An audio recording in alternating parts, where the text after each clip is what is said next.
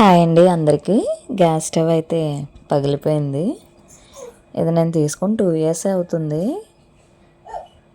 కాకపోతే gas stove ఇలా పగిలిపోయిందనమాట. నేను హాట్ వాటర్ పెట్టి మా పాపకి తీసుకొని బయటకు వెళ్ళాను. ఈలోపు సౌండ్ వినిపిస్తుంది, టప్ టప్ టప్ అని. ఏంటి అని వెళ్ళి చూసేసరికి పగిలిపోయిందనమాట. హాల్ వరకు వచ్చేసాయి. ఎలా అంటే పాప్కార్న్ ఎలా అయితే పేలుతుందో ఆ గింజలు వేయగానే అలా పేలిందనమాట. ఈ హాల్ వరకు వచ్చేసాయండి ఇవన్నీను. స్టవ్ అంతా బాగానే ఉంది, కానీ ఇలా క్రాక్ వచ్చేసి సైడ్లన్నీ కూడా పగిలిపోయాయి. ప్రాబ్లం ఏంటి అని చూద్దామని చూశాను. ఒక బర్నర్ గ్యాస్ ఏదో లీక్ అయినట్టుంది, దానివల్ల ఇలా అయిందనమాట.